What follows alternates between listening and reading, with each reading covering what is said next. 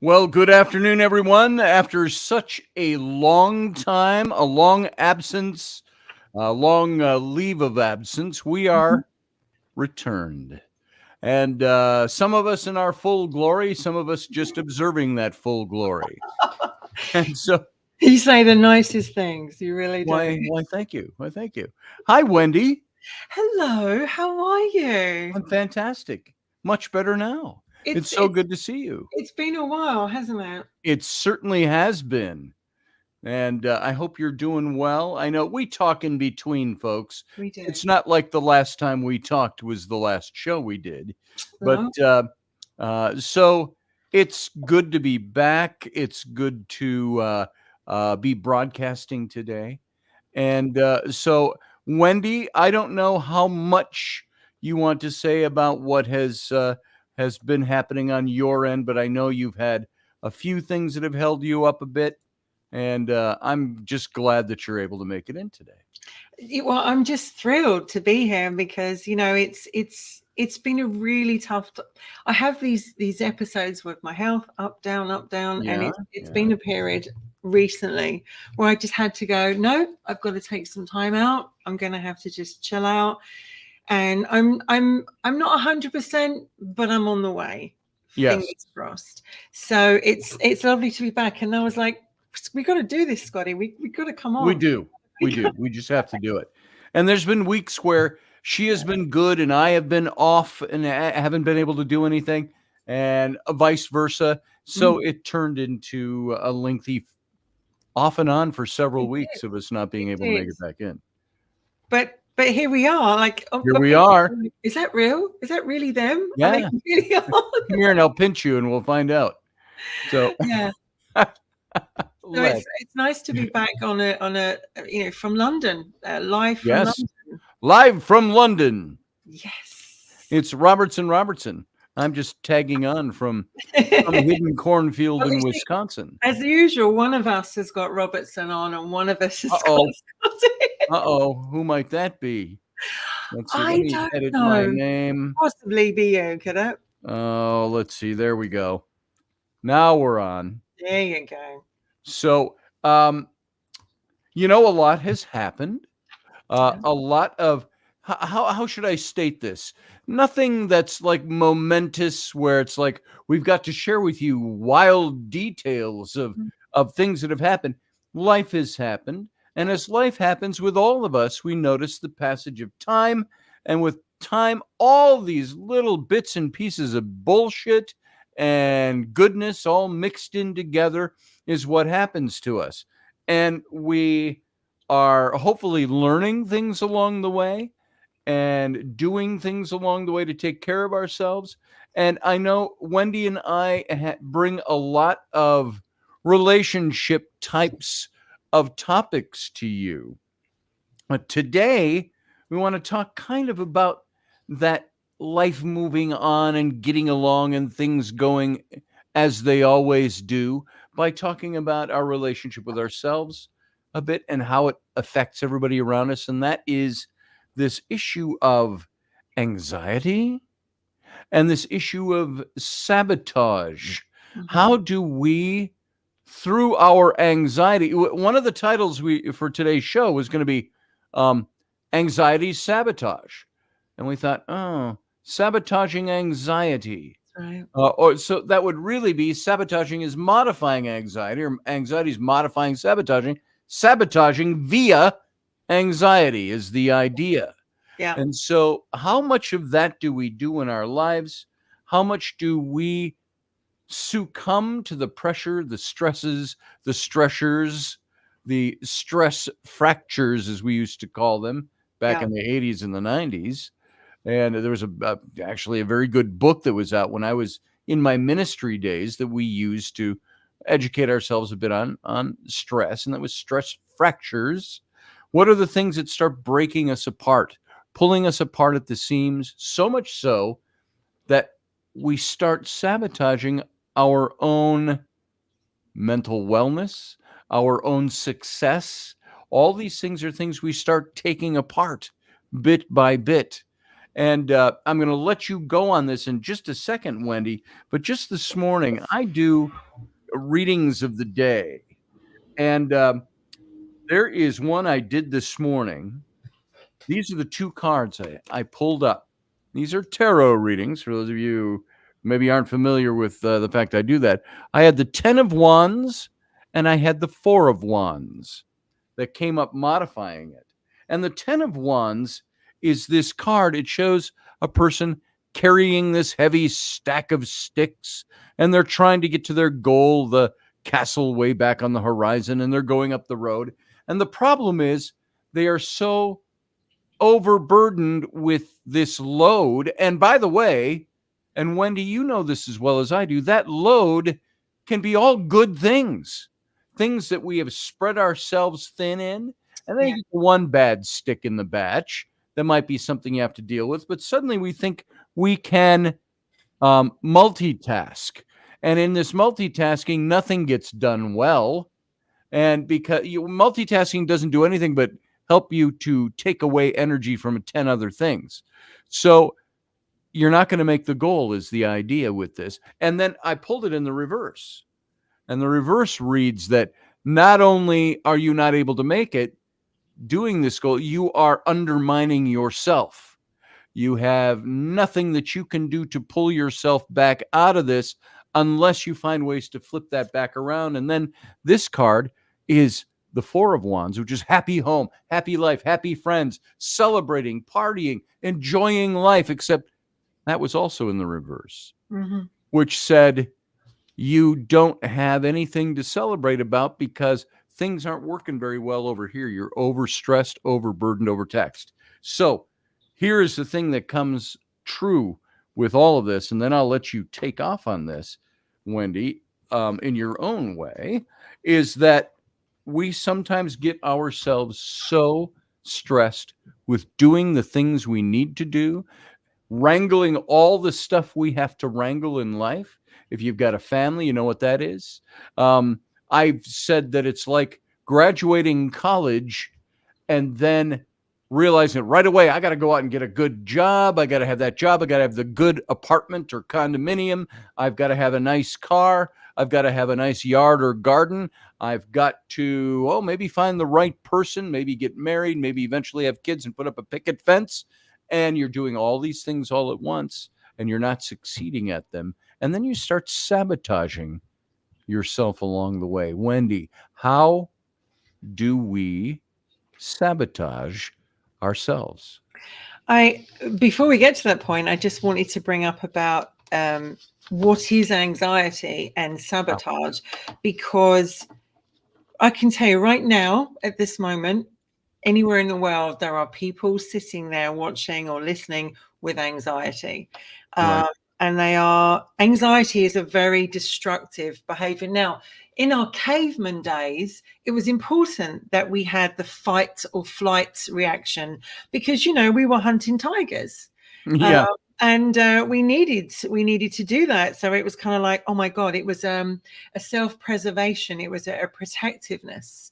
So we had this whole fight and flight, response, and you get that from cortisone and adrenaline. And adrenaline comes from your adrenals, which they sit on top of your kidneys, and the adrenals pump out your adrenaline.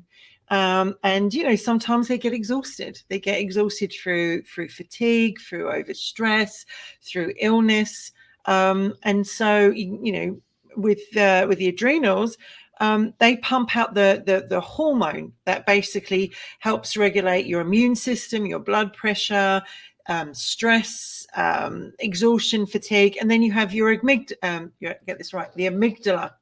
Now, the amygdala is in your brain, and it basically regulates all your bladder and kidney areas, all your decision making, all your indecision making, your behavior, and it does the fight or flight. That is where we get the whole anxiety from, the amygdala and our adrenals. So, and cortisone as well is the stress hormone. And I always say this to people, when we get to midnight, our cortisone levels are climbing. They are climbing and climbing and climbing. And when we get to 8 a.m. in the morning, I think it's almost up to midday, they're pretty high. They're at the highest they can be. So people are having anxiety at night.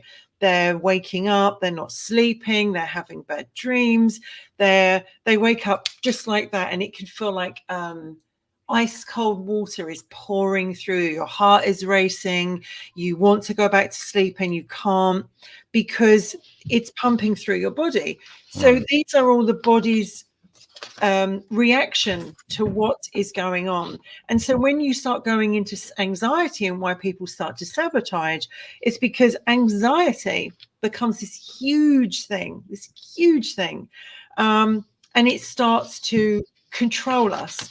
And there's a very true saying, and I've got my notes down here, but it's like, we did an episode on fear, and I always bring this up: false evidence appearing real. That's what fear means. Yes. You think it's going to happen, so you already prepare yourself for the worst. It's going to be this is going to happen. Oh my God.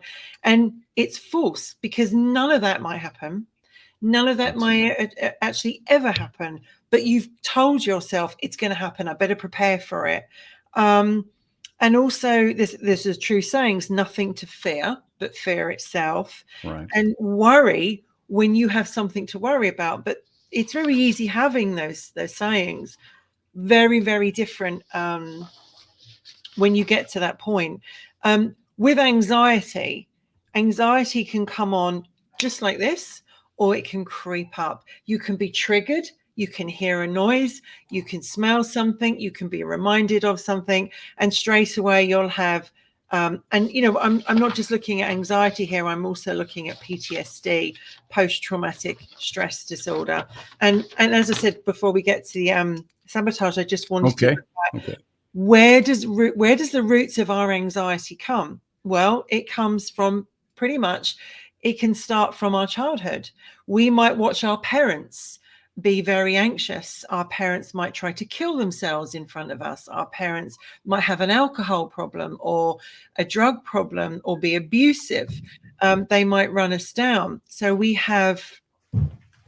can be hereditary. We might get our problems from our family. So we have these past childlike events that are causing us to, to having this situation. It can be our current life situation. It's ingrained. We're so overwhelmed with what's going on. If joining with me, Scotty, we're so overwhelmed. It's ingrained. It's so overwhelmed. And we watch how our parents react to things. As children, we are sponges, and we will absorb tension, stress, behaviors, how they reacted, how they did it. And therefore, they, basically, do you know what I mean? Yes, I do. And then, sorry, I got, I don't look at the chat because I get, I may have distracted you. I'm putting up some of the comments. People are saying. If you have mental and physical health issues, so for instance, if there's a mental health issue or you have a physical health issue, some people get anxiety or have it. They go to drugs and alcohol to self-soothe or to help themselves through it.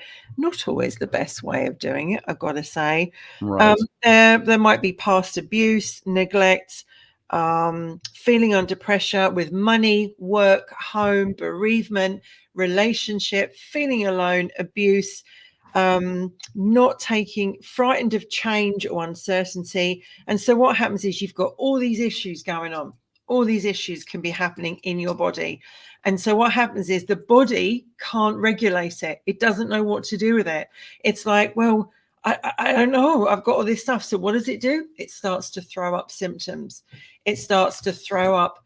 You can't concentrate. You can't make a decision. You feel angry. You're irritable. You're restless.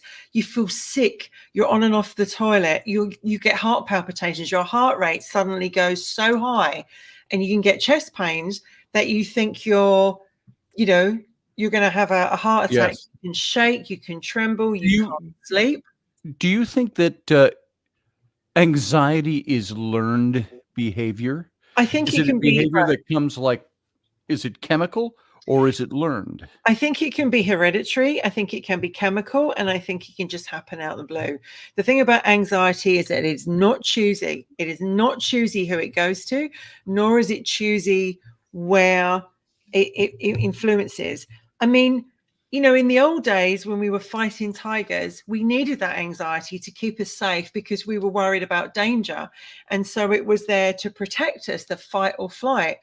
But nowadays, when people are having anxiety, we're not fighting tigers. We're waking up. We're driving to work. We're dealing with children. We're in a relationship. All of a sudden, we're like, oh my God. And it can come out of the blue. I want to add there that I agree with that to an extent, because I think when we're knowledgeable enough to know that for thousands of years we have not been out in the wild fighting wild animals or stepping outside to get like after I watched the first time the movie Jurassic Park, and I thought that would be strange to walk outside and have a raptor in your yard. What would you do?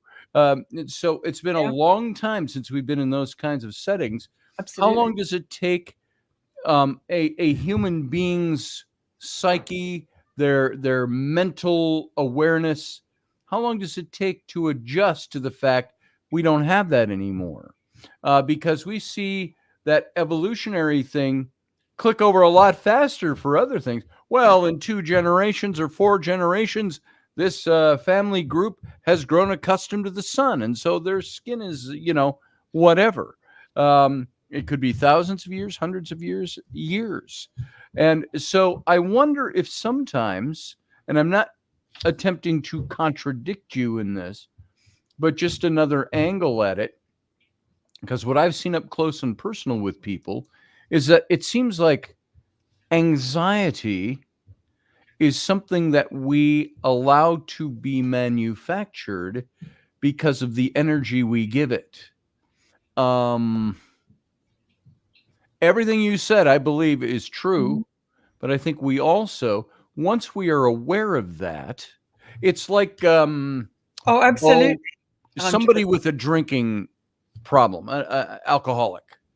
Well, I can't stop drink. I just can't stop drinking. It's who I am. Yeah, you can, because people do it every day. People who are addicts to alcohol stop drinking alcohol every day. I think it's important because what you're saying is you're absolutely right. Sometimes with anxiety, we are our own worst enemies and we let it control us, which then leads to the sabotage. But what I'm trying to get at is the fact that anxiety doesn't just start because we go, I don't know, I'm anxious. There usually is a trigger where it comes from. So it's not like mum and dad had it, so I'm going to get it. It usually means there is some sort of trauma, some experience. So if you're a veteran, you've been in the army, you've been in the armed forces, and you've seen terrible things happen. You've been through really, really like Jason would agree to. He'd been through situations where you see things that the normal person wouldn't see, and you would have flashbacks.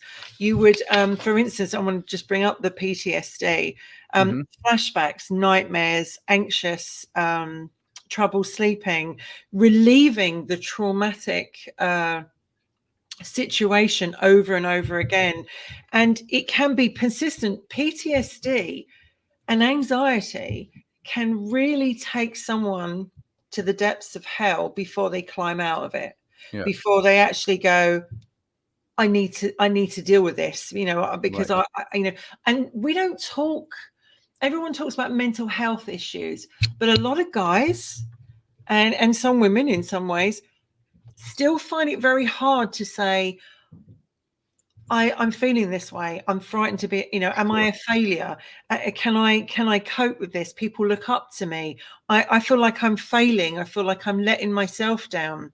And I also think that with PTSD, with, like firework night, I know a lot of people that were in the army, etc., armed forces, literally, if they hear fireworks, they can be transformed straight back, and it can bring all kinds of, if they see the fireworks, they're not so bad, but if they can hear them and they don't know what they are, then it can take them right back to that trauma. So I think it's very important to realize that anxiety, although a lot of people just go, oh, just, and after I've had anxiety all my life, panic attacks, anxiety attacks, the feeling like the floor's coming up to meet you, heart palpitations. I am frightened to go outside of my house because I'm safe in my house. If I go outside and I'm taken ill, I'm not in a safe environment. So you stay in a safe environment, in a protected environment, when it can't get any worse. And you can also, and that's when the sabotage starts to come in, because, and I'm trying to get this all out so people can look at it with health anxiety. If you have health anxiety, for instance, which is where mine comes from, because I've had chronic illnesses, chronic conditions, which have been constant, and they've come and they've gone, and they've come and they've gone. And when they've come, they've been so horrible. It's given me anxiety. What's going on in my body? Why am I feeling like this? Why am I waking up at 4 o'clock in the morning and I'm shaking and my heart is racing and I was dead asleep? And so you start looking on Dr. Google, what's going on with me? Right. You ask for reassurance. Am I going to be okay? Is this going to be okay? You know what that's like. You've had health issues and you get a chest pain. Oh my God, what is this? What is it? You must experience that. I do a little bit. I tend to be, and this is where I think personalities go along with it as well, the kind of people we are. Yeah. Some people are more predisposed to be anxious about things. I have my anxieties, but they're things that I would call the things that stress me out. Now, here's for instance, if say my wife and I were traveling to Europe, and we were going from Europe to Cairo, which I've done several times, so I know the routine. Let's say our flight on Egypt Air is canceled, and we've got to try to pick up the new flight. And I would go, oh, crap, our flight's canceled. Well, I guess we're going to have to spend the night in the airport because we don't have time to go out through security and all that and get a hotel room and come back. So we're going to sleep at the airport. We'll have to get new tickets, blah, blah, blah. My wife, who is anxiety riddled at times, would go off the deep end. It would ruin the entire day, the entire night for her, because the anxiety overtakes her. Yeah. And I can be as reasonable as I want and say, what's going to happen? We're here inside the airport. We got to sleep on a floor. We're going to ache for a little bit in the morning, but you know what? It's no big shakes. And on top of it, we get a free ticket somewhere. The kind of thing. I look at things that way. So I'm the optimist. I am the one who says, I'm not going to ruin my day or my trip because I have a wrench in the gears. I'm going to find a way to work around the wrench or work through it, and at least not let the wrench steal my peace. My wife, on the other hand, would be a different kind of person in that. That's the kind of thing that it would take a lot of work to talk her down off of the anxiety ledge. And the worst thing you can say to someone who's having a panic attack or stress is calm Lighten up. Lighten up. Calm down. Because they would turn around and say, do you not think if I could calm down, I would? Because, you know, a lot of people say that, oh, you'll be fine. Don't worry about Right. it. Worry about it when you have to. The thing is, everybody's different. And you're, as you say, you're a very different personality. You deal with things in a very different manner, in a different way. Rainey deals with it in a very different way. So your children will see how you both respond to trauma, to stresses, and so they may take after you. They may take after Rainey. They may not take after, you know, may just go their own way. But I think what happens is that there's that very true Indian saying, whatever wolf you feed is the one that will win. Right. If you feed the wolf on your shoulder that's going, nope, nope, don't do it, it's all going to go wrong, you know it's going to fail, you can't cope, you've got too much still on your plate, you can't do it, blah, blah, blah, blah, blah. Next thing you know, you're feeding that, you're going, okay. And the other one's going, oh, hang on a minute, wait a minute, whoa, Right. you know, you don't know what's around the corner. You don't know how it's going to be. It could turn out amazingly. You may not get overwhelmed. This may not actually happen. But most of the time, anxiety tends to go to the negative because it's learned behavior and it's coping mechanism. It feels safe. If I go to this one, I'm protecting myself. I'm keeping myself safe because the other one is new and scary and that could take me somewhere else. So what happens is, for instance, using this as an example, you might get a new job. You might get a new relationship. You are totally enthusiastic about them. Oh, I'm looking up the job of my dreams. It's the person of my dreams, etc., etc. And all of a sudden it creeps in. Oh, but what about? And what if? What if those famous two words? What if? What if this happens? What if they do this to you? Well, you know, look what happened to your last job or your last relationship. Do you want that to happen again? And the next thing you know, you start to overreact. You become overwhelmed. You are lost in it. Very few people like you, Scotty, you'd probably go to the right wolf and go, yeah, for the most part. most people. I tend to blow my steam pretty quick about things. If I'm anxious about something or stressed, I'll blow off my steam a bit. And I'm like, God damn it, this and this and that and that and the other thing. But here's an esoteric question for all of you out there. From Winnie the Pooh, Eeyore. Was Eeyore stricken with anxiety? Because Eeyore was like, oh, look, Eeyore, the sun is shining today. And Eeyore would be, yes, but the clouds are going to come and it's going to rain. And it's like, was he worried about that happening? So are we, Carlene said something, you can't always control anxiety. I understand that. Some people can't control it unless they're medicated to control it. Yeah. I've got a friend of mine who is a businessman who has severe anxiety, struggled with it his whole life.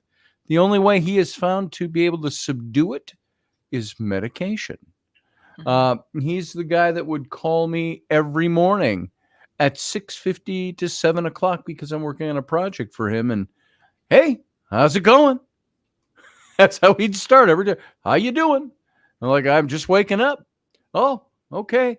Just want to light the fire under you today, you know, because he lays up all night worrying that thing's not going to be done on time and somebody's not going to want to use him for business or whatever, when it's all wrangled and it's all under control. That's a really bad thing because we get in our head and he's in his head. So what happens is he's woken up probably with anxiety. And he woke up and he's like, oh my God, what about this? What about that? I better ring Scotty. I better check it, blah, blah, blah, blah. And so we get into our own head. And what happens when we get into our own head? We do not make rational and realistic actions or decisions. We go, sometimes we are just, you know, we have this impending, a lot of times of anxiety, we have this impending feeling of doom. Right. It's all going to go tits up. It's all going to fail. I'm a failure. Why the hell would anyone want to be with me? And that's when we go into sabotage. Right. And I love sabotage because I'm guilty of it. I've done it. I do it, and I'm my own worst enemy. And sabotage, to do something against your own best interest. Yeah. How many of us have absolutely done that? I've done things against my own best interests sometimes, and I've sabotaged my own path. Yeah. There have been times I don't think it's so anxiety driven, but it can be. It can be linked. Is that I am so worried about not being able to perform something the right way. You can take that into any area. You can take that into business. Yeah. You can take it for me into doing artwork or tattooing, which my wife has been wanting me to get into. And I've stalled it. I just haven't gotten it done. I haven't accomplished it. You can take it into the sexual realm. You can take it into relationship realm. That it's like I am so afraid of not performing and doing the right thing the right way, or, oh, she's not going to like me, or the client's going to hate this and I'm going to put 16 hours into it ahead of time. Yeah. So those are little, what I call my mini anxieties, because I tend to try to shut those off by going, I'm not going to let that affect me. It's damn the torpedoes and full speed ahead. I'm just going to do what I do. That's me, though. That's my personality type.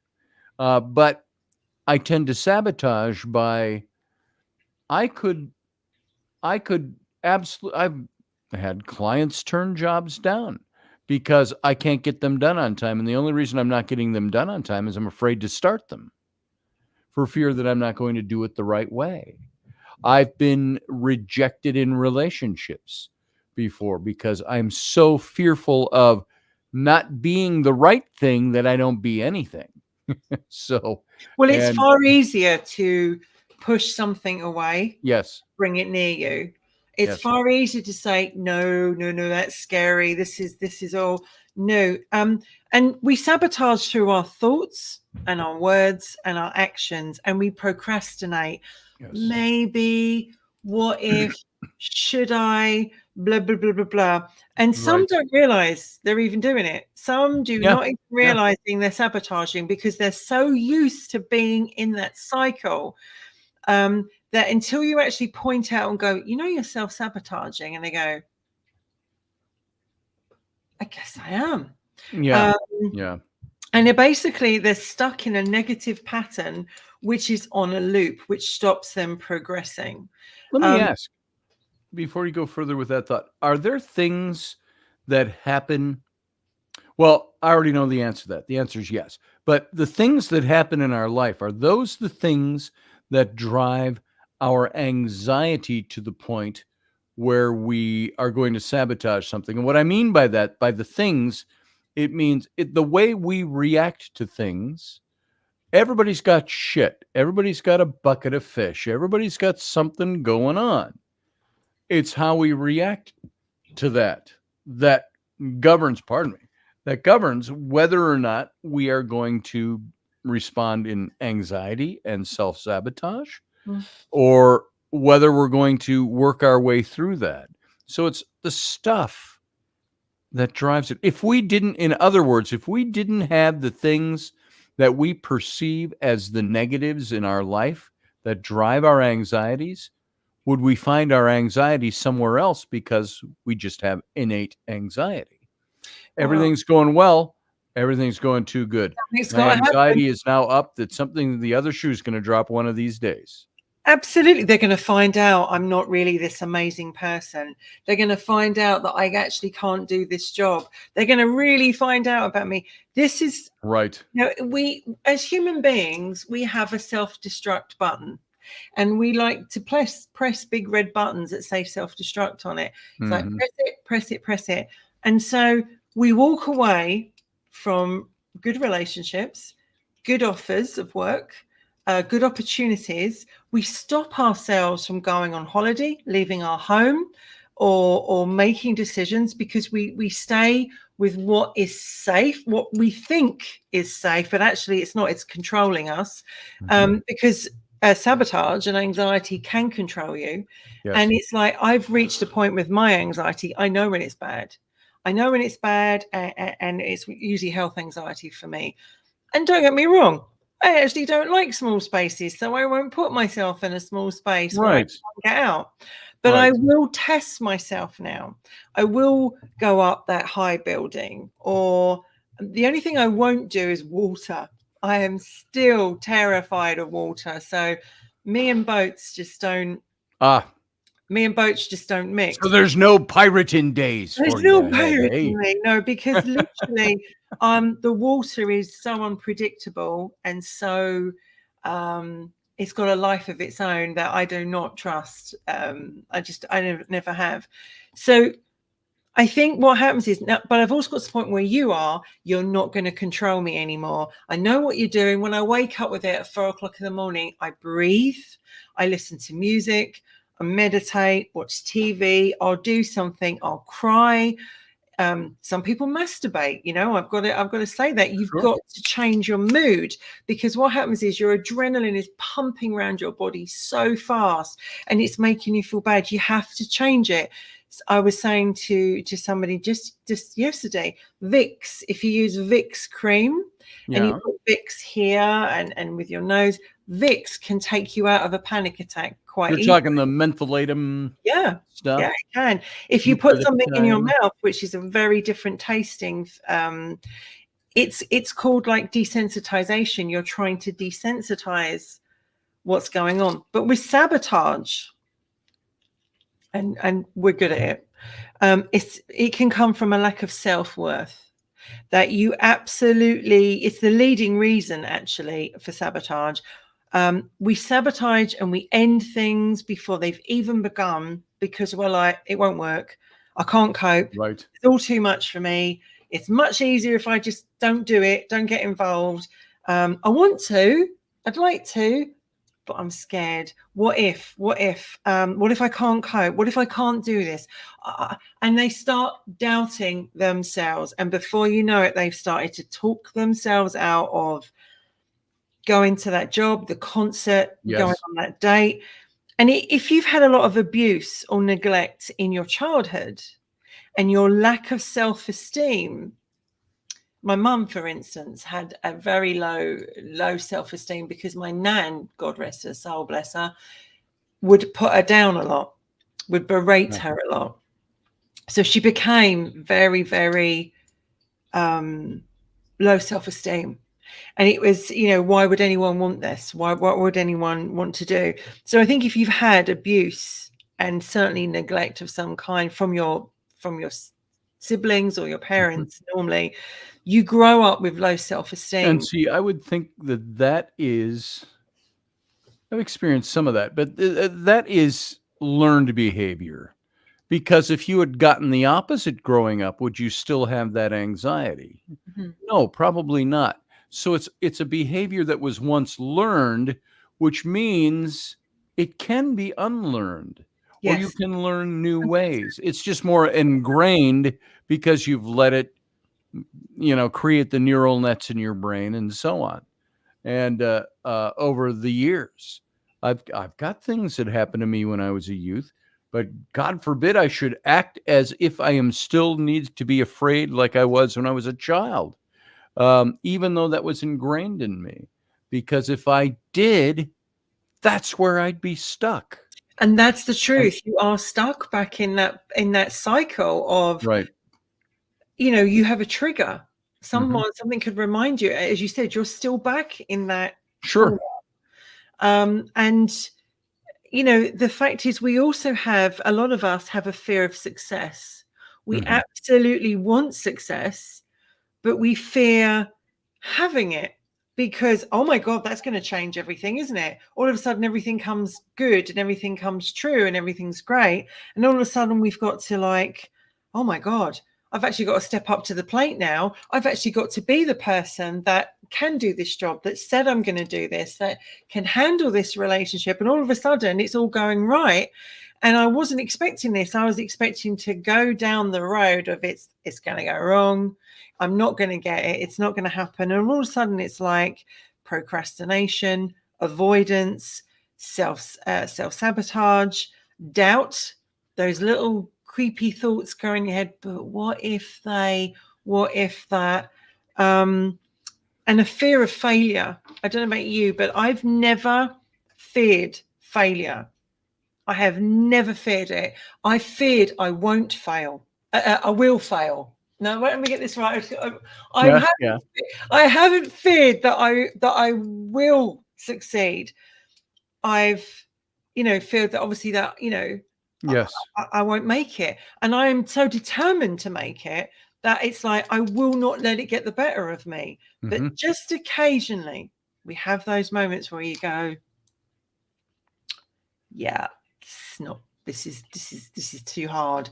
And a lot of people give up. And it's like yourself, what you're saying with jobs, people, they want to push themselves forward, but do they really want the responsibility? Which is why so many relationships go down the Swanee, because they talk the talk, but they can't walk the walk, because they want to talk the talk, but walking the walk takes so much out of them that a lot of them can't do it. So it's better to just run away, instead of actually going, look, this is going to be hard, but I'm determined to give it a best shot, or I'm determined to try it, because you never know, it might bring me everything I want, including succeeding.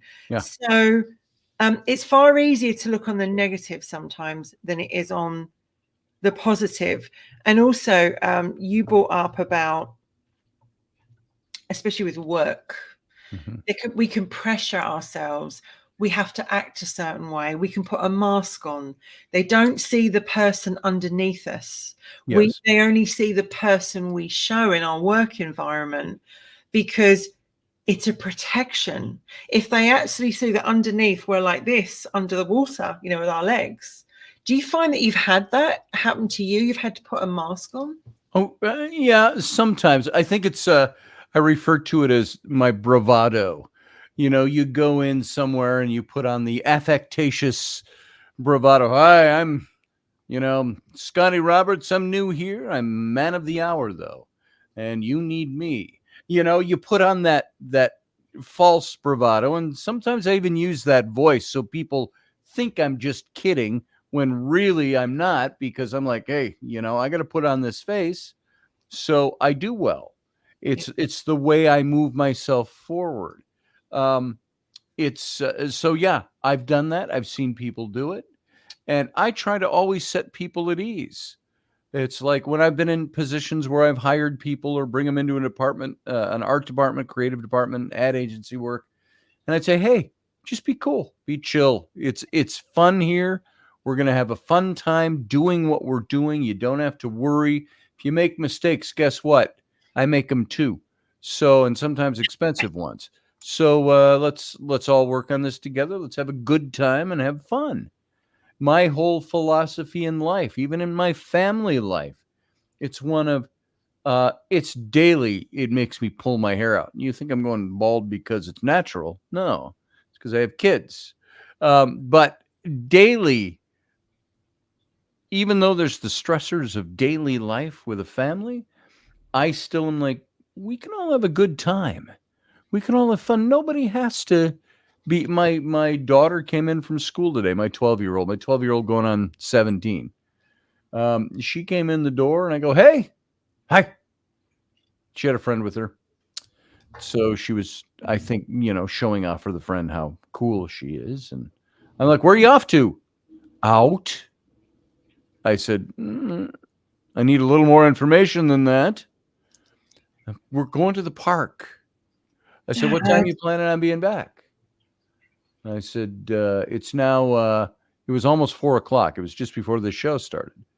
Well, maybe 6:00. I go, 6:00 it is. I said, I'll be on radio. I said, up until shortly before that, I said, so be home by 6. Boom. And fine. Whatever. So yeah, whatever. Whatever. And it's like, oh, you're so irrelevant. And but to me, I don't get stressed about that. I'm like, damn kids, because I wasn't that way. I wasn't that kind of a kid. But I am one who says we can all go through our day, and little scenarios like that can even be very positive, very fun. What's with the being so terse and short? You don't have to be that way. Well, Or maybe some of that they do because it's hormonal.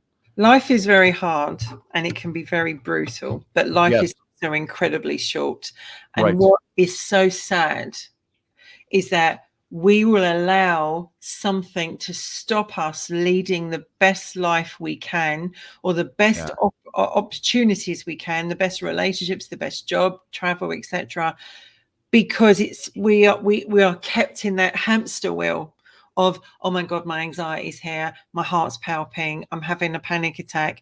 So we miss out on wonderful life opportunities. You know, we're a long time dead, and I say this to a lot of people. This is your life as Scotty Roberts. This is my life as Wendy Robertson at the moment. mhm, And you know, Wendy Dunning when I was younger. But it was yes, like, this is the only chance you're going to get a go at this. You're not going to come down as Scotty Roberts again. You're not going to come down as right, Wendy Robertson again. So make the most of the opportunities, because as you have always said, we regret the things that we don't do.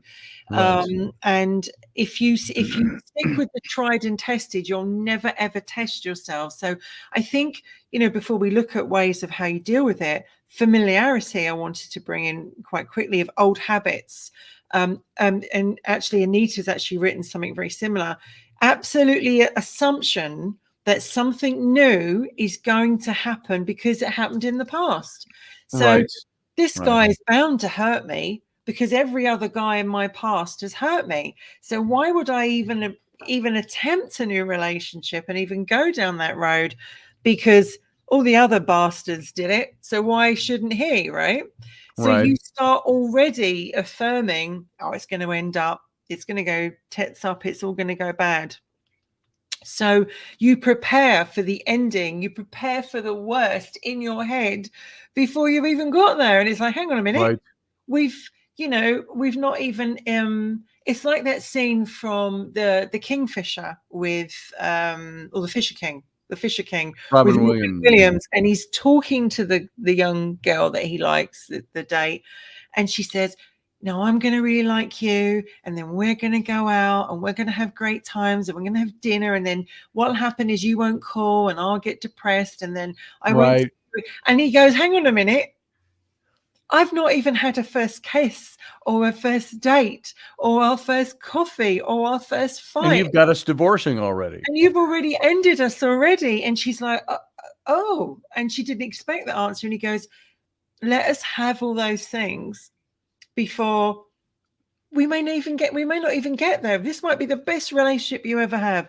And I think that's what happened is people go into that old protection of like Yes. familiar, and also sometimes this is the best computer in the world.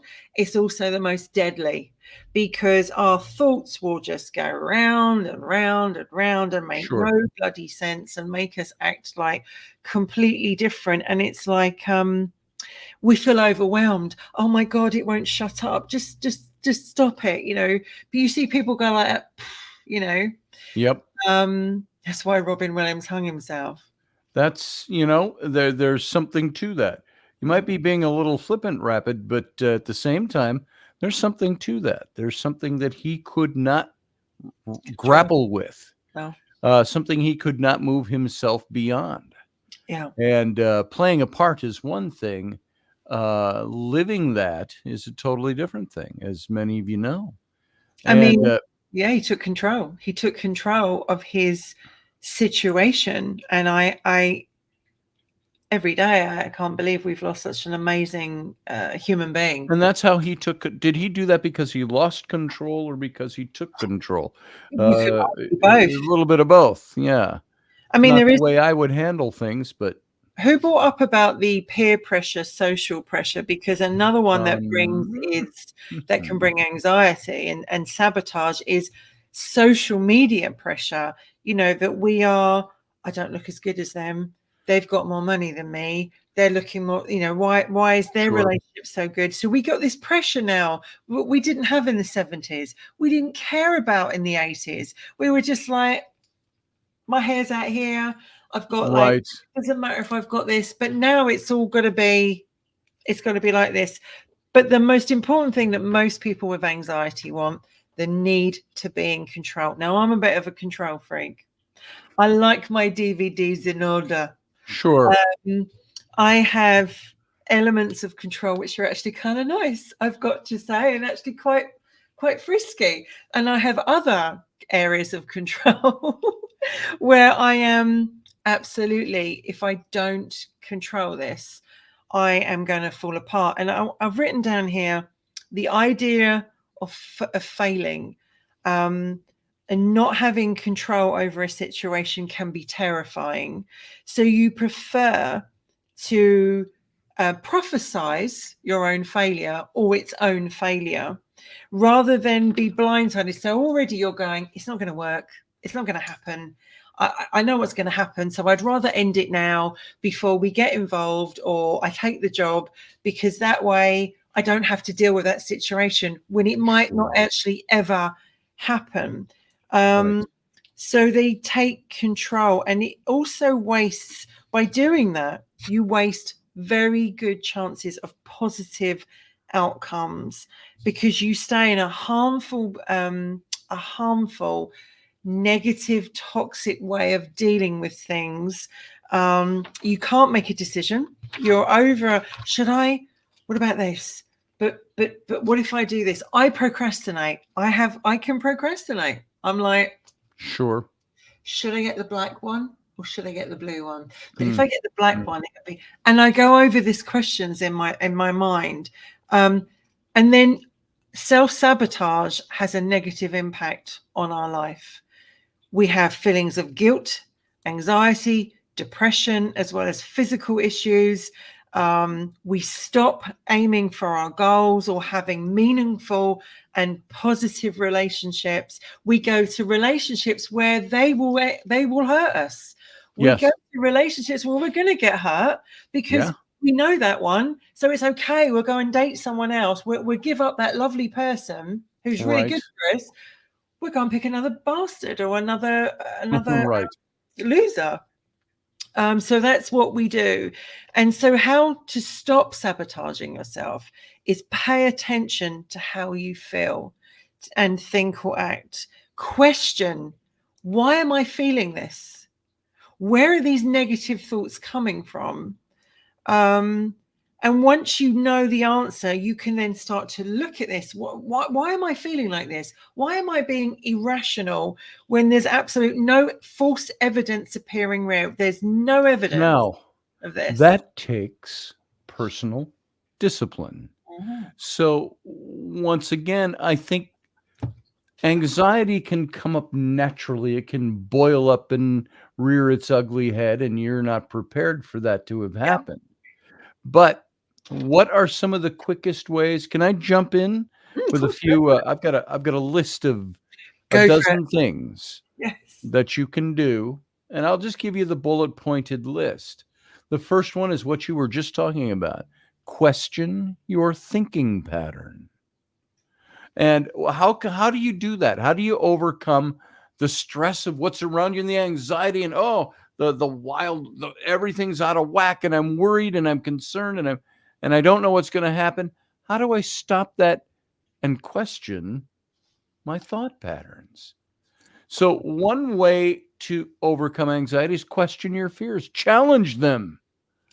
I bring this up when I do readings, and we have like the devil card, which I've adopted. There's an old biblical verse that says, resist the devil and he will flee. And I use that in the tarot, and I say, look your demons in the eye. 100%. And they'll flee. They'll turn and flee because you are taking the ground. You are the one who says, I will control you. You will not control me, to whatever that demon thing is. I'm using demon metaphorically, of course. You're not going to control me. Right, right. I will not be controlled by this. So question it. The second one, that was only the first one. Second one is practice focused deep breathing. I don't do that so much. I do that sometimes when I'm in pain, Yeah. or when the times I get real anxiety is if I wake up in the middle of the night and I've either dreamt something, Yeah. claustrophobic, something, whatever. Sometimes I find I got to kick off all the blankets and throw the pillows around. I got to stand up in the middle of the room and go, sheesh, I can't lay down like that anymore. I gotta shake it off. And then I do some breathing. Sometimes I'm just like in through the mouth, in through the nose, out through the mouth. 1 and a 4 count, whatever. How about using aromatherapy? That's another one that there are Very essential oils you can good. get. Desensitization. Yeah. I thought it was very interesting when I watched the movie with Kate Blanchett playing Queen Elizabeth I. She's meeting with all of her. It wasn't Parliament yet. What was it? Oh, the House, and they're all challenging her. And she's sitting and she's got a little sprig of something, and they don't even mention it in the movie. She's got a little sprig, and she's taking a little inhale, and she's talking and doing this. And what she had was lavender. That's what they would do when they'd get stressed. They'd sniff lavender. So a little aromatherapy can help. Exercise. That's one of those hard things to do and get into the mode of doing. But if you're stressed and anxious about something, sometimes you go, I can't exercise. I'm too stressed to exercise. I'm stressed about doing exercise when I should be worrying about this thing. So we all do that. But exercising is one of those things. That's number 4. Number 5, grounding techniques. You know what I used to do? I would go barefoot out in the grass and I'd smoke a cigarette, and that would ground me. Absolutely. I talked to a good psyche. He's internationally known. He's been on all the little TV shows, and he and I were doing some events, and we were walking around the city of Philadelphia once, going to find lunch. And he says, you know what grounds me? He says, I get my feet on the ground and I smoke. And he said, that grounds me. It brings me back. Now, people go, oh, you can't smoke. Shut up. Sometimes you need to. So it's a grounding technique, but find your own technique. Mm-hmm. Find the things that help you do what it takes to eliminate that anxiety. There's the 333 rule. That's right. That's not the I'm only half evil. I'm 333. No, it's one of naming 3 things you can see, 3 sounds you can hear, and interacting with 3 things you can touch. Very good. Yes. So the 333 rule. So that's grounding techniques. There's all kinds of other things. There's long-term strategies. And on top of those 5, there's long-term strategies. There's number 1 is identify and learn to manage your triggers. What triggers your anxiety? Learn to manage those. Is it work, relationship, other life stressors, withdrawal from drugs, medication, side effects, exacerbation of past traumas, things that are over with, but there's still traumas in our past, chronic pain, caffeine. I get more stress from my chronic pain. Yeah. And things that bother my body. And it's like, damn it. Damn it, Jim. Smoking, anything like that. So 2, try therapy. Go talk to somebody. Counseling, for sure. Counseling. 3, ask your doctor about medications. We've talked about some of those. I'm not going to go through the list of those things, but find out if medication will help. 4, do a daily or a routine meditation. Meditation is something that I'm really bad at because I get too analytical. I find it very hard to get out of myself. But if you can meditate, just clear yourself 10 minutes a day. Doesn't take a big, long session, and you got to meet with the Maharaja or anything. Keep a journal. Write things down. Write your journal down. Socialize. Get out more. See people. Do things. Yeah. I find when I'm the most stressed about things, I'm not socializing with anybody. Yeah. And I socialize with people on, I do a radio show 3 days, 4 days out of the week, 5 when we do this show. And that's my social limits sometimes. I just went out with a buddy who came in and we went out and had a couple of drinks 2 weeks ago. Before that, it was 3 months ago. We went out with some people. And other than that, it might have been a year before that. Socialize. 7 is just staying active, exercise, all that stuff. Your diet can Really important. really affect your stress and your anxiety levels. 100%. And you can do things that are, I'll get into this for just a second, that changing your diet or taking supplements is a really long-term strategy to overcoming your anxiety. But research has shown that certain supplements and foods can play a positive role into this broader self-treatment of our anxiety. And those include things like lemon balm, omega-3 fatty acids, ashwagandha. I don't even use that. I don't even know much about that, so I can't speak to it. Green tea, valerian root, Well, kava kava. just Things while like you're talking about that, it's important to mention our gut health, because we have brain cells in our gut. yes, And if we don't take care of, basically everything happens from the gut. right. So like you're saying with the diet, you are what you eat, but it's like, if you don't take care of your gut, good probiotics, keep it, everything, get rid of all the toxins, keep everything moving, your gut starts to cause problems. And because it has brain cells like other organs of your body Right. have, the brain, the mind is linked to the gut. It's Yes. good gut, good mind. And I think a lot of people don't realize that with diet, sometimes things that we're eating or we're doing then goes into our gut, which then affects us, which is why when we get stressed, our gut reacts and we end up on and off the toilet or feeling sick, because the brain cells in our gut are responding to Yes. what our brain's going through. And I think it's important that people realize that our gut health, our diet is really important. Thank you, Rapid Dog. So yeah, and you're right. I do make sense. So that's my whole list. I had 8 things and 5 things. There's also there's something called EMDR, which is eye therapy, which basically means, I don't know the ins or out of it. I don't know anything what about I've heard, basically they when you have a trigger, you respond, I think, a certain way with your eyes, which, I've heard a lot of people can Google it, EMDR. You can have hypnosis.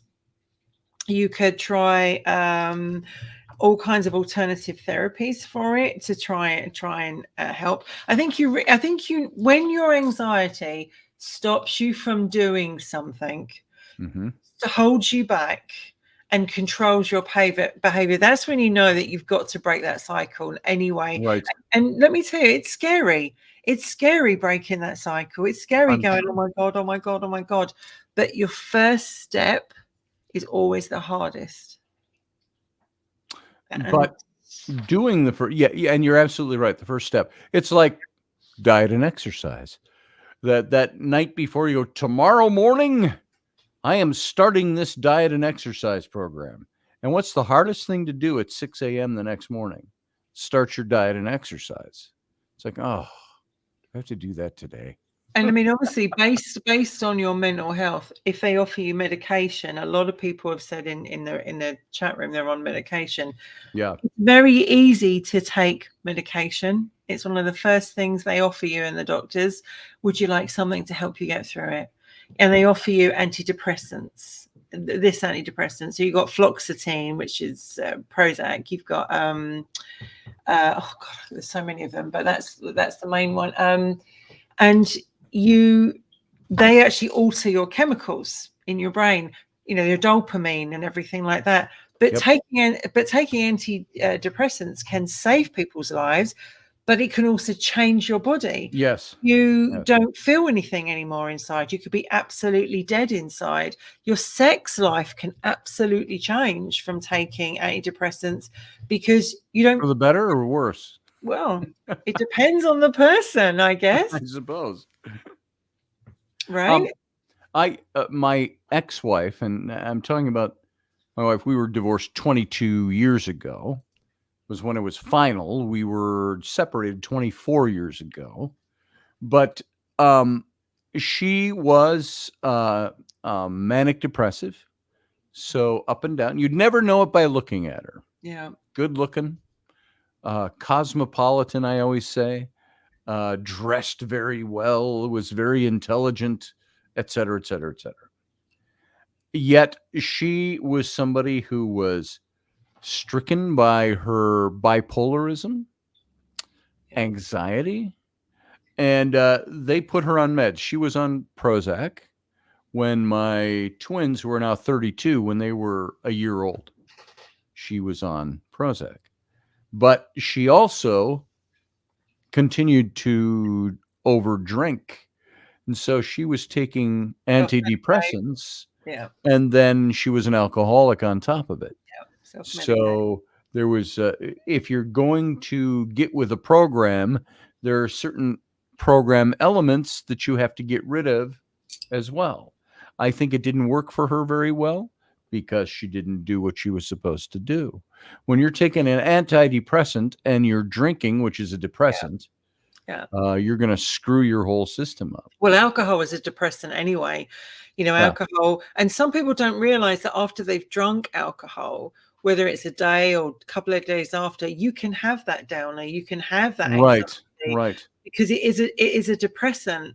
But I think if you found yourself self-medicating like that, you've got a problem. Yeah. But my worry is that, like, I've been through a lot the last coming up 6 months. I lost Henry and I've been very, very low. I can't count the amount of times my doctors offered me antidepressants. It's like, why don't we just give you something to lift your mood? Why don't we just give you something to help you with this? Or maybe we're sending you to talking therapies, which is, there's a long waiting list for. So you might get to see it in the next 6 months. You don't know. Or you can pay privately and go and see a counsellor, which costs anything from £45 to £65 a session. And I'm one of these people that will not take antidepressants because every time I've taken them, they have reacted really badly on me. With Prozac, I was on Prozac for 3 weeks. And they put me on it for my chronic fatigue years ago. I wanted to kill myself when I was on Prozac. It was awful. I literally had this terrible, terrible feeling. And I went into the bathroom, no word of lie. I went into the bathroom and this voice was going, cut your wrist, cut your wrist, cut your wrist. And I was like, and I knew it wasn't me. And I remember, I came off them that night. And apparently there is one of the side effects of it. You can have that. So even if you're taking these tablets and they're helping you in some ways, there is and I'm not saying they don't help, because they do. They help a lot of people. And I would never say to someone, don't take them. Try it, see what you want to do. But there are alternative versions of that, obviously. Natural, and like you say, is it ashwagandha? Is ashwagandha, or one of the natural? Oh yeah. I've never heard much about that, so I couldn't comment much. Yeah, but I think this is what I'm worried about. Sometimes we don't. The doctor's got 10 minutes with us, 15 if that. Yep. They've got to get you in and out pretty quick and deal with your complaint. So they offer us antidepressants or Valium or something, which, don't get me wrong, I absolutely love Valium. It's got yeah. But do you not think sometimes that they don't have the time to talk to us and they don't have the time to help us? I think my doc, as good as he is, and as long as I've been seeing him, 12 years, something like that, I think he prescribes meds too quickly. Yes, I agree. Mine's If the I've same. got something wrong, he'll go, well, what's it doing? And this and that, and try a couple of things. I could have you take some of this stuff for maybe a couple of weeks. Let's see how it does. And I'm like, does it have to be another drug? I've got sitting right, Oh yeah. it's in the other room now. It was sitting on my desk. Show my pill box. I could take pills. I take like a dozen pills and 5 shots a day. And it's like, I am so done being medicated, and I hate medications. I Because of was the side once effects. in, what's that? There's side effects to medication. Yeah, there are. And I think that's why I'm tired all the time. But I think that's why I'm losing my hair. Maybe it's not my kids. Maybe it's not natural. But I went through a period of time where I was in what I would call situational depression. You are. And even my doc called it that. He says, I think you're experiencing some situational depression. And that was when it was after the heart surgery. And I was doing pretty good. My recovery was pretty quick on that, actually. And I was doing things, but then my hip went out. And I had to have hip replacement. But I had to wait a year from the date of my heart surgery. And my diabetes had played a role in it. So all these things. And I remember I got out at the doctor's office to go see him for a checkup. And everything hurt so bad. Yeah. Walking hurt. My chest didn't hurt, but my hip and then the other one was going too. And I stopped in the parking lot and just stood still and almost broke into tears. I was in such pain and depressed about it. And when I talked to him and I told him, that's what I just did. And he goes, and he was very concerned. He was like, well, I think you got some situational, maybe I can give you a little something for that. And I said, no, I would rather not heap another medication on top of things. I'll work through it. I just wanted to let you know this is where I'm at. And he says, how about I just give you a handicap tag to hang on your rearview mirror so you can park closer?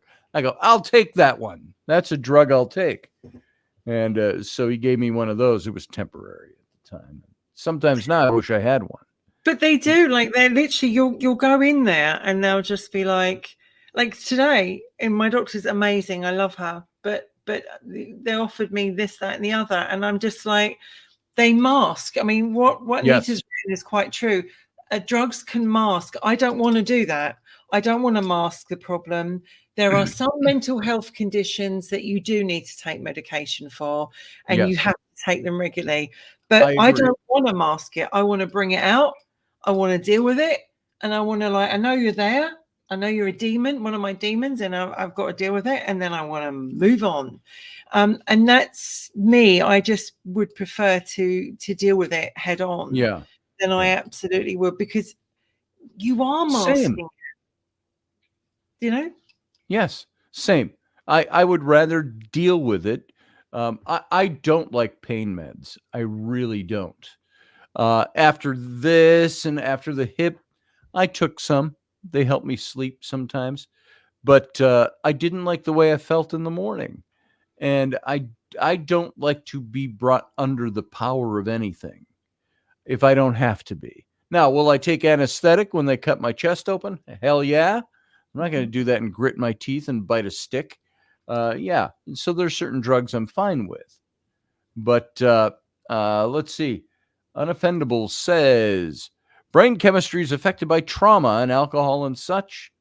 If we could focus on balancing the chemistry instead of synthesizing it, I think you get a better outcome. That's very true. Making the subconscious, there's also quite helpful. Yeah. I think it's very so true, easy Barbie. to give someone a pill and say, off you go, off you pop, and the thing is, then my best friend, she has taken antidepressants for years because and I'm sure she won't mind me mentioning it, her mum died very early. She had to have an operation. She had to have a mastectomy herself. She had to have a hysterectomy because she had the same gene her mum had that sadly killed her mum. And she went through a lot of trauma. and she went through like suicide and all kinds of dark thoughts, and they put her on antidepressants, and she was on there for years, and she said to me it was like being dead inside. I didn't feel much, and I didn't want to feel anything. My sister took them for a long period of time. She didn't feel anything. She didn't feel like herself. She didn't want sex. She didn't want to be emotional. She didn't want to feel anything. She didn't want to get, she couldn't have sex. Sex wasn't enjoyable anymore. There is always a reaction. And I think this is why what I find worrying is why they don't go, okay, we could give you something if you want it. It's going to take a while for it to work, and then what happens when you do take it and you're too frightened to come off it, because you're frightened if you come off it, then it'll take you down. It could take you down another spiral. So you stay on it for a long period of time. And I think we have to have that balance where you get encouraged. Do you want to come off it now? Do you want to try and see? So Tina, my best friend has weaned herself off bit by bit by bit until she's on pretty much nothing. And she said, I feel so different. I absolutely feel like I've gone back to life. And I wonder if there is a problem in all our countries where they just go, here you go, there's a pill. It's like you go to a doctor with heartburn. You could take Gaviscon, you could take something for it, and now they want to pump omeprazole and some other Prazole down you. If people knew the side effects for omeprazole is really damaging for your kidneys, like really damaging. They give it to animals all the time and not realizing that it causes sickness, vomiting, and it also gives damage to your kidneys, and yet people were giving it. And I just think I take stuff for my diabetic stuff. And my doc is constantly checking my kidneys because this can damage your kidneys, Of course. Why am I taking it then? Well, because we got to control this other thing. I said, can I just control it? See, that's why I say a little tongue in cheek, but I mean it.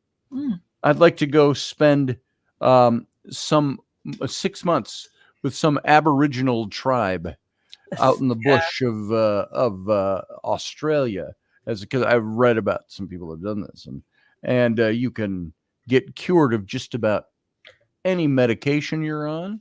And that sounds like, well, there's the plan. It's like travel plans. I'll make your travel plans today. No, that's not what I'm saying. You can link up with some of these tribal doctors, and you can go spend time, and they can shift your whole emphasis, and suddenly you're off pharmaceuticals.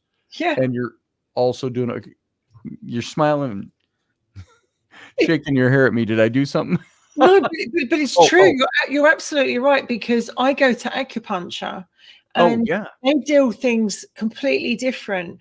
And weird that you talk about they gave you drugs for stuff. A friend of mine's just had an operation to have his toenails removed on both foot, and it's very painful.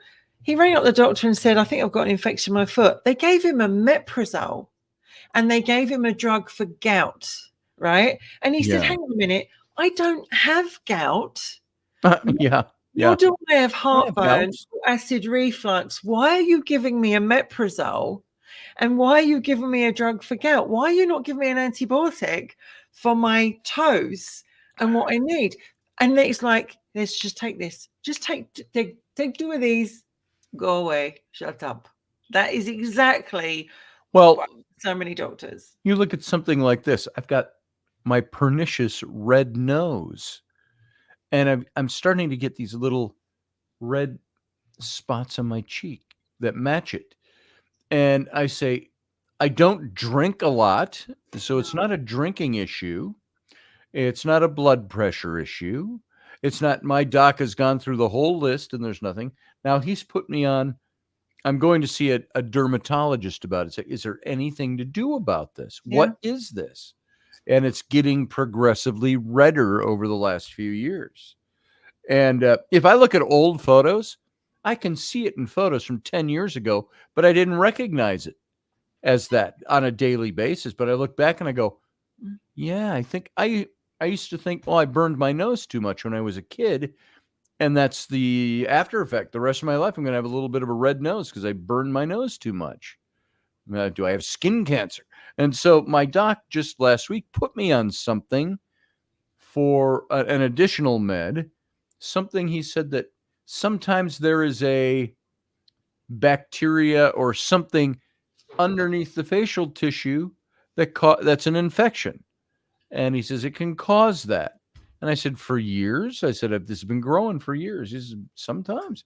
So he's put me on that. Now I'm taking that. I haven't noticed any side effects from that, which is good. But so I go to a dermatologist to try to find out. So there's drugs for everything. My Rudolph knows there's a drug for that. But Hasn't fixed it yet, but there's a true saying that we are on this planet, and I do agree with this.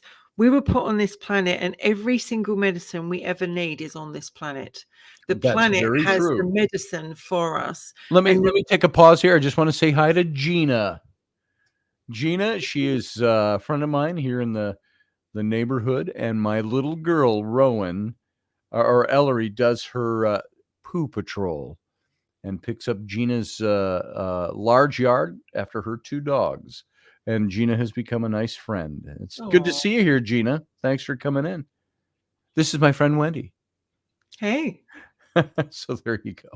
But it's true. Like, we've got all this natural stuff, and you know what? They don't actually want us to get our hands on a lot of stuff, and if they do, they make it incredibly expensive. Yes. For instance, and one of the reasons I wanted to do this as well, and I mentioned to you, our Prime Minister, the lovely Rishi Sunak, who was not voted in by anybody in the United Kingdom, but basically stabbed Boris Johnson in the back to actually get the job. He's now declared that if you have mental health issues, your doctor potentially cannot give you a sick note. You are not entitled to any benefits unless you decide to go and work around it. And even though you've got mental health, you can still work. Now, I agree. There are some forms of therapy and work and help that, if you have got mental health issues, are very good for you, that take you away from everything and help you with it, and is positive. But some people have a very bad mental health, and they can't just work. They can't do 9 to 5. But our own Prime Minister is going against his own people, saying, well, tough. If you've got this issue, you're not going to get any money. You're not going to get any benefit. And at the same time, your doctor's not going to be allowed to write you a sick note. And we're going to send you to somebody. We're going to send you to someone else who's going to actually make a decision whether or not you've got a problem or not, and need to stay off work. And it's like, and the person they're going to send you to is not qualified probably for anything, but basically did a 6-week training course and sat there and went, let me just look down my guidelines of what I've got to say yes or no to, because it's all about, and I use this, kicking people off in welfare, and the rich stay rich and the poor stay poor. Now, I'm not saying that there are some people on welfare that shouldn't be. I'm not saying anything like that. But I do think when our National Health Service in the United Kingdom is struggling, and we are sometimes you'll go to casualty A&E, emergency room, you have a 9-hour wait. 9 hours. Yeah. An ambulance won't come out to you because you've got a 4-hour wait for an ambulance. People are dying before the ambulance even comes out. And in the UK, we don't pay for ambulances. We don't pay for the National Health Service. It's a wonderful thing. And a lot of people want to come to the UK because they come in and they say council house, NHS, and benefit, because they know the benefits of coming to the United Kingdom. So I do think that in one way the government is got a point in what they're saying, but another way they're saying, like, well, no, sorry, you've got a mental health problem. We've allowed you so much, but now off to work with you. And if you can't work, then you can't pay your bills and your mental health's too bad. Oh, well, you just lose everything and you'll be on the street. I just think it's all about, when they mentioned about big pharma in there, it's far easier to put a drug into somebody. It's far easier to take something from someone than actually help someone work through it and say, why don't you take something natural? Why don't we offer you this alternative? So I wouldn't take omeprazole. I mean, I don't know about you, Right. but I'm sick of rattling, so I only take what I have to take now. Yeah, I get that. Well, listen, we are at 5:30. Do we want to open this up for a few Yeah, minutes sure. for Open people to it up, call see in? if anyone Folks, wants to. if you don't know how to call in to the show and you'd like to, I am going to put this link in the chat room. Boom, there it is. You can copy and paste that link into your browser. You will come up down below in a small window. You can wave at me, whatever you want to do, and I can bring you into the show if you'd like to talk with us. And we'll only go for a few minutes. Yeah. But if anybody's got anything you want to add to the mix this evening, let's do that. We can do it right now. Do you have like in America, like compare the two countries? Do you find that you obviously have to pay for your medication? You need health insurance to do it, right? Now, Well, I've got insurance, and my insurance covers my meds almost, you'd say, practically 100%. We've got like a $3 copay for anything that we get medication-wise, which is helpful because I got quite a list of medications. So. And don't you find that, I don't know about you, sometimes I come out the chemist and I'm like... Yep. Yes. The apothecary. Yeah. I come out of the pharmacy. Yeah. And they sometimes give me a bag. And you open up the side effects of those tablets and the paper just keeps going. Yes. Here, look at this. You know, there's so many of them. Right here by my desk. This is my just a little satchel I have. Crazy. Cloth satchel. That's a lot. This is, I have to, and appropriately, I have this in my my Rolling Hills Asylum bag.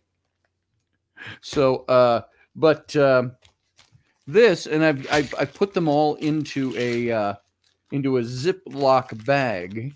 Yep. But that is what I have to take every day. That's a lot of drugs. And along with that, shots. Yeah. Now, would I die without these meds? I don't know. A lot of drugs, Scotty. That's a lot of drugs. It is. Like, I don't have my glasses. Whatever that says. You could probably make a killing. Carbidolol or something. You could make a killing on the black market there, honey. Yeah, it looks like that, doesn't it? That's for sleep, but I don't take those because I don't like the effect it had on me. No, I don't like taking I've got clopidogrel. That's all, again, heart and stuff related. I've got losartan. That's blood pressure. Wow. I've got, and I know this is just having fun with this in academic a bit, but levothyroxine. Oh, well, that's for my thyroid. I didn't even know I had thyroid problems. Yeah. But my same woman I see, my endocrinologist, she's like, you should take some. Look who we've got. You should take some levothyroxine for your blah blah blah. Love the shade, babe. Love the atorvastatin. The what? Love the shade. Heart stuff and aspirin. I've got more atorvastatin. That's in case my first bottle pooped out on me. My furosemide, which I don't take. I don't like that because this makes you pee every 20 minutes. Yeah. Well, just don't drink water. You'll be fine. Metformin. And I got 2 big bottles of that. I got to take 2 of those in the morning, 2 at night. Out of me. So, I mean, I literally have my bag looks a lot smaller now. I actually feel a lot better now. I've seen your drugs. Yes, it looks a lot smaller. I'm very happy. Loving the shades. What's the shades about, Jace?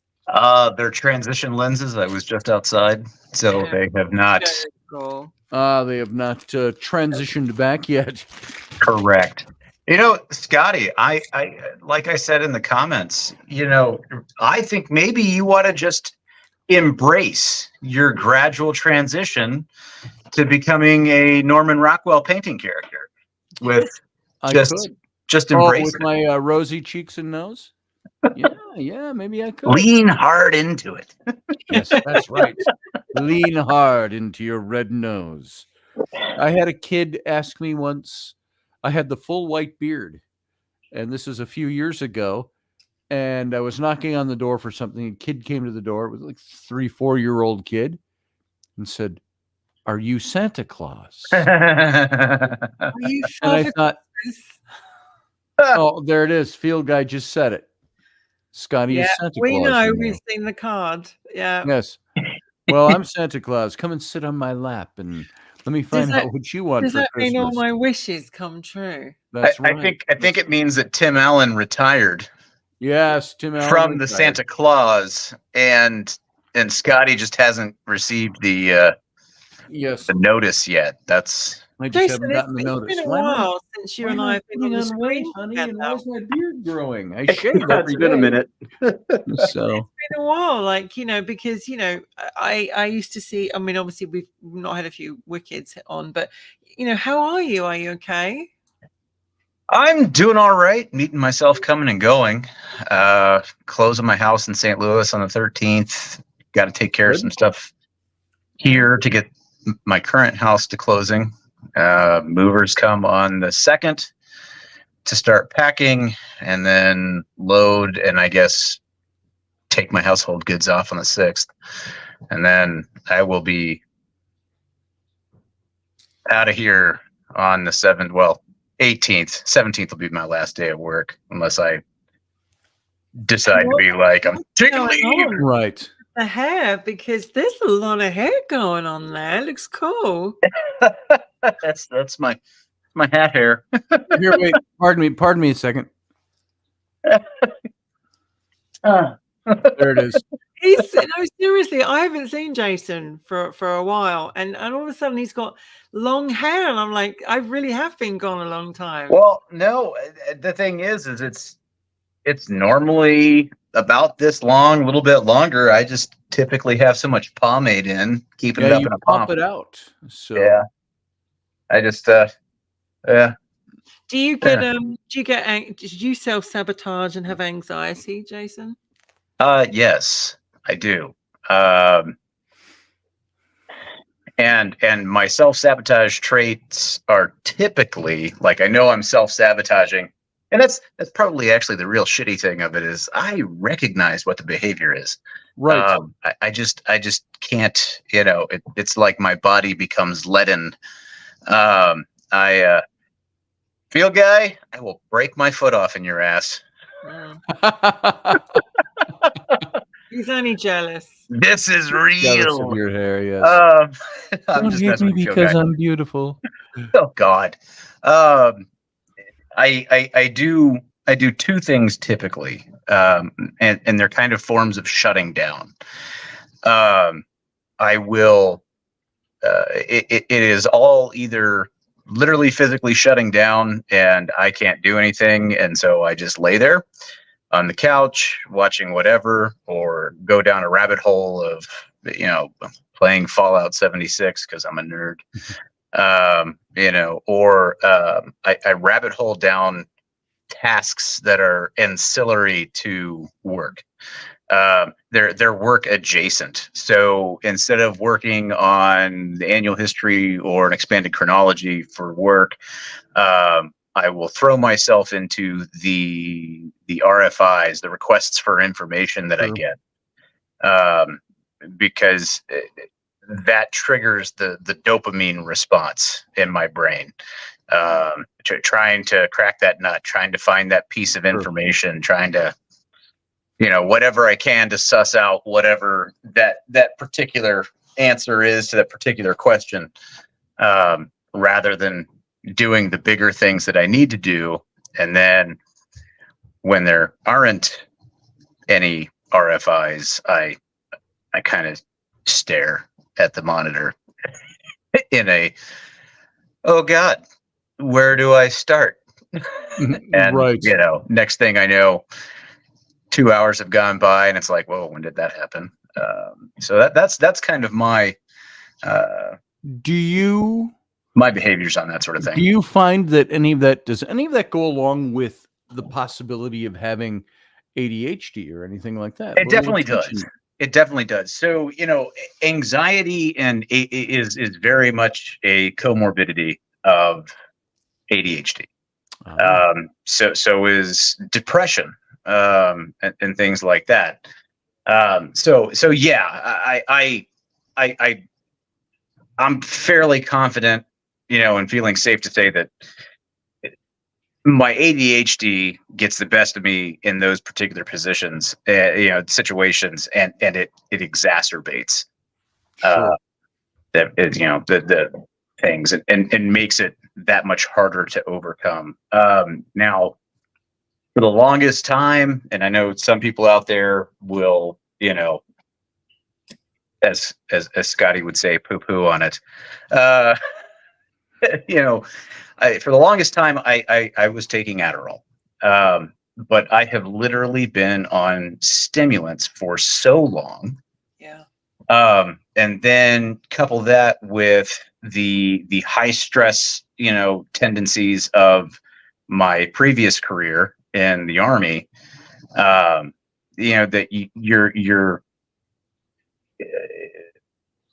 your adrenaline levels, get pumped up to here. Yeah. Before everything started, they were down here, normal background noise levels, and then they're elevated up here for, a year at a time or more, with things like deployment, because that's how old I am. Deployments were still a year long, not 9 months. And, when you come back, they go from here to the new norm of here. Mm-hmm. Rather than here. And so you kind of keep adjusting that normal level bar, and it does, and then when you're taking stimulants on top of that, it works for a while. But eventually all signs and research and things like that and personal experiences kind of go towards, it plays hell on your entire system and your endocrine system, and you can't adjust. And so I've actually basically weaned myself off my Adderall. Now it's probably not doing me any favors, and I'm literally having to raw dog life right now, and just sheer force of will get through things. And now, where I'm getting, close to the wire for leaving my current position, it turns into the, I do my best work with a gun to my head, kind of scenario. Right. And it becomes a cycle, Did you have those episodes where you would wake up at a certain time in the night, and the adrenaline and anxiety run through you? Adrenaline and anxiety running through me? No. Waking up and just being, I'm awake now, and this is my life now for the day. Yep. Yes. All the time. Now, some of that is probably the ADHD. Some of that's probably, anxiety and stress. It's not like I wake up from night terrors or, any sort of, PTSD, obvious, stereotypical type PTSD things, that I'm aware of anyway. It's very rare that I remember my dreams, if I dream at all anymore at this point. They have to be pretty, for me to be like, oh God, when I remember them in the morning. But do they put you on antidepressants at all? So for a little while, I was on Zoloft along with the Adderall. And I went on that, really, I didn't want to, but pursuing it, I was basically under a lot of pressure from the gal that I was dating at the time, which was also one of those fun scenarios of a person with their own issues from PTSD and trauma and things like that. Oh, no, this is how you deal with it. You need to deal with your problems, but they weren't dealing with any of theirs.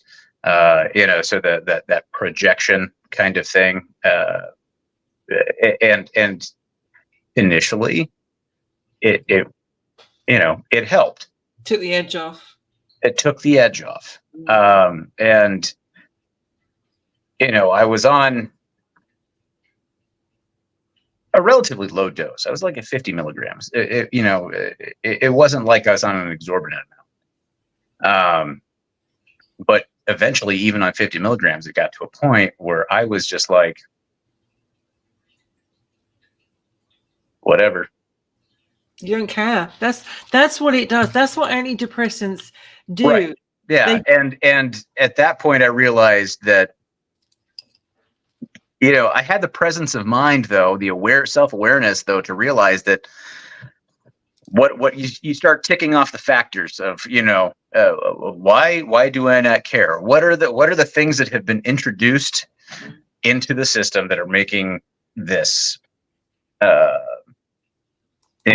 this thought process, this mindset? Mm-hmm. And it's like, well, the Zoloft.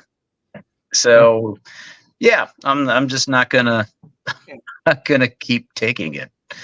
And then I had all kinds of stomach issues with my Adderall. Like those started creeping in, where I think it's just my body had been taking so many stimulants, for so long that every time I took it, in the morning, I had some sort of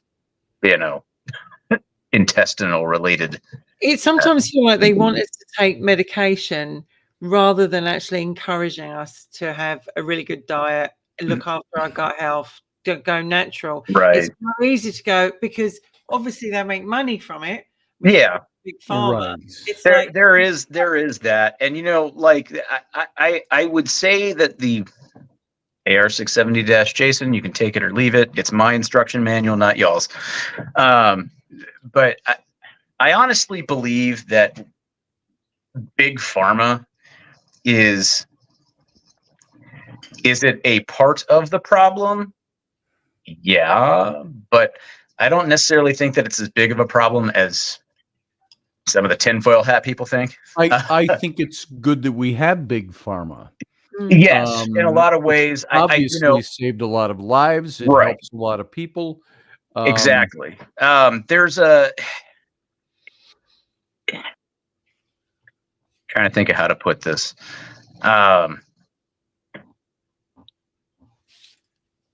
There seems to be this propensity for a lot of people out there to be thinking that, it's evil big pharma and all they're interested in is, and like, maybe at a corporate level, a CEO, COOs, those guys, stuff like that, board members, but down in the trenches, in the labs, in the test centers, like you don't have people that are sitting there being like, hell yeah, I'm getting a Christmas bonus. Nah, they're wanting to figure out ways to fix things and help things and make things better. And that's why they went into medicine. My ex-mother-in-law, she's a pharmaceutical rep. Her job is to sell the drugs to the doctors. And the places that's more akin to the CEO, CPO, or CPOs, not what I was talking about. The CEO, COOs, too many C's, too many O's. That's that budgetary thing. That's that monetary thing. So many drugs. She's like, look, I got this one this week. This week I'm down, and you're just like, what is that one for? Well. Let me just check that for you. Right. Yeah, exactly. But that's the thing though, is when you're in that kind of a job, like I hate to say it, but you're a door-to-door salesman. Pretty much. And so that's why I kind of I put them up under the corporate. You have the lab techs and everything like that who are wanting to do good. So it's like they're part of the problem, but it's not the entire problem. I think there's mindsets involved. There's cultural things. In pharmaceutical sales. I had a woman that was a very good friend of mine, was in pharmaceutical sales.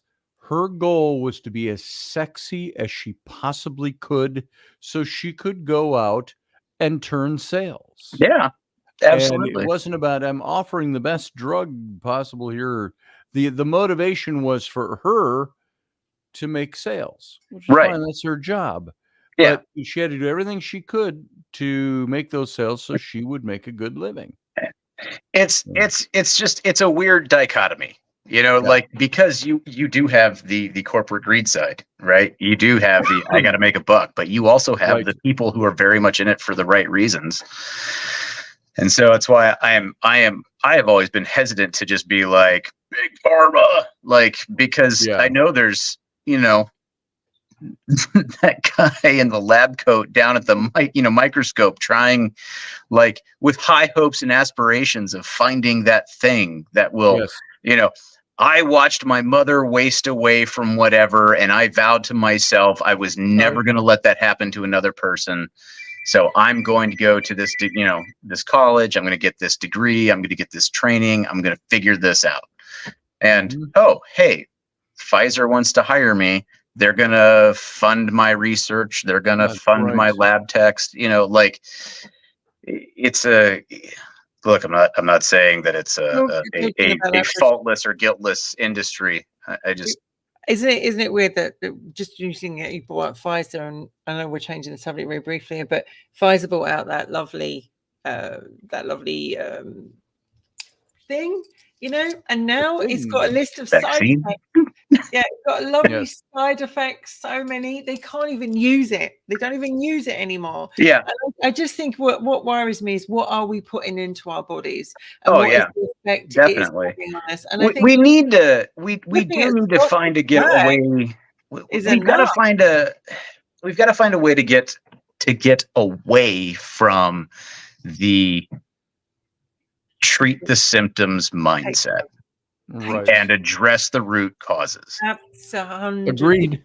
You know, like you look at all the things in the world and everything that's going on, and it's like and this is where the evil corporate kind of thing, you know, wheedles its way into the really good, positive, you know, make a difference kind of stuff, because they're pulling purse strings and they're deciding how things are marketed and how things are, you know, are done. You know, but how many things out there that, you know, are fairly common that could have been taken care of already? I mean, we have vaccines for, you know, chickenpox and shingles, right? But like something like 1 in 8 people has, you know, either simplex 1 or simplex 2, rather than Zoroaster of the herpes virus, right? And like shingles, chickenpox, and simplex 1 and 2, they're all in the same family. We'll deal with these two, but we're not going to worry about the 1 in 8 persons out, you know, within the world, you know, within the world's population. The 1 in 8 people has, you know, simplex 1 or 2, but we don't address that. Right. Well, I hate to say this, but that's getting into a whole different topic. Right. It absolutely is. Maybe deal with that topic on another show. Not that you're not interesting to listen to, and this is all interesting stuff, but we could, in this little conversation right here, open up another 2 hours of conversation. Yes, we could. So, and more. So, and let's not do that tonight, because we're pretty much ready to wrap. Save it for Friday, when we can, you know, have the professor come in and have whiskey and talk about it drunkenly and not solve any of the world's problems. That's right. I hope to see you on Sunday, because it's Wicked Women is back on Sunday, and it's our 1 year. So I hope to see both you and Scott. Right. Well, what's the topic? It's Friends with Benefits. Plus, again, we've not done Friends with Benefits. We did that on this show. But we're not doing. You did it on this show. Might as well have done it on both. I don't. Hang on a second. We're not doing the Friends with Benefits like we did with Scotty. We're actually doing something completely different. Just because it's called Friends with Benefits doesn't mean it's the same. That's right. I mean, you get the we're talking about friends who have, like, you know, particular power tools that you might need to work on your car. No, but here's a question for you, and I don't want to answer it. What is the benefit of a friend? What benefits does a friend bring? Right? Lots of benefits. We could start talking about that right now. As a matter of fact, there's all kinds of things. We could open that up wide open right now. Come and come and join us on Sunday. And the fact is, we've had this topic thrown at us. Cover this one. I think they just want to see the girls talk about it, actually. Yes. Yeah, we'll sit back and we'll watch the ladies. It's all the guys wanting to try to figure out and decode why women treat us the way they do. Yes. That's pretty much it. But it's good to see you, Jace. Poking a bear. Yes.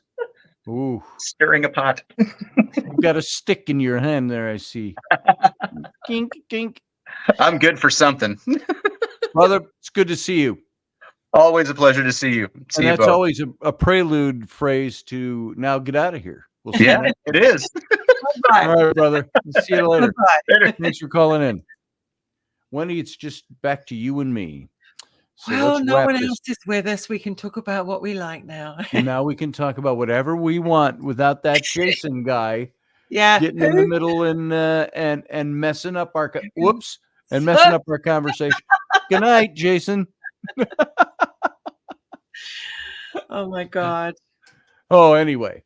So I don't think we've solved the problem. We've offered some solutions. We've talked about it. Good subject. I think part of the best thing of talking about this stuff is acknowledging that it's something we all deal with in one form or another. Mm-hmm. And it's how do we deal with it when it comes, when it happens? What do? We can all give our sad, woeful tales of our anxieties and our past issues, but how do we conquer over those? How do we get past them? And not letting them destroy you and stop you from moving on with your life. Because they can. Remember the two wolves. Which one is feeding? It's like my old friend of mine, somebody in ministry, a pastor friend of mine, and he said, if you can take this out of just the theological context, you'll get the idea. He says, if the devil can't make you bad, he'll make you busy. Yeah. And so when you talk about we waste our lives with this stuff, it's not because necessarily there's something bad that we have to deal with it, but that we're so busy trying to deal with it that we run out. We run out of gas. We run out of time. And that's where that 20 years from now, you'll regret more of the things you didn't do than the things you did do. We run out of time because I don't know about you, but as I'm getting older, my mortality rate is that mortality clock is starting to go. And you and I were just talking about that the other day. It's the older I get, I look at myself now, I'm pretty good still at 63. You are? But where am I going to be at 73? My dad is 84. And I look at him and I go, where am I going to be at 83, 20 years from now? Will I still be here? You better. What? Yeah. And if I am, what am I going to be like? Because right now I'm a step removed from being youthful, or maybe two. What I mean by that, stages of life. Got to make every year, every decade count. Right. And the more you procrastinate, hold back, stick in the same pattern, let something or another person or whatever it is control you, you are stopping yourself from living a life that actually could be rather wonderful. And I know it's easier said than done, but focus on that. Focus on that. And remember, fear, false evidence appearing real. Until it's real, until it's right in front of you and it's actually happened, it is just fear. Yeah. It's just anxiety. Agreed. And on that note today. Yes. And on that note, we'll call it a day. Wendy, it's been fun. It's been good. It's always fun, darling. It's always fun. Everybody else, thank you for being here. Thanks for calling in, Jason. And thanks for listening, everybody. We'll try to do this again next week. Yeah. Pending disaster. So, boy, you got any parting words, Wendy? Are you off to sell your drugs now? Yes. I'm going to go sell drugs now. Yes. You're a drug dealer. No, just right. It's lovely to be back. It's lovely to be back. It's lovely to be with you again. And you know, it's just great. I love it. And I hope Me too. it helps somebody. I hope we've helped somebody tonight. Me too. All right, Wendy. Love you. Everybody else, love you. Thanks for being here. We'll see you next time. Live long and prosper.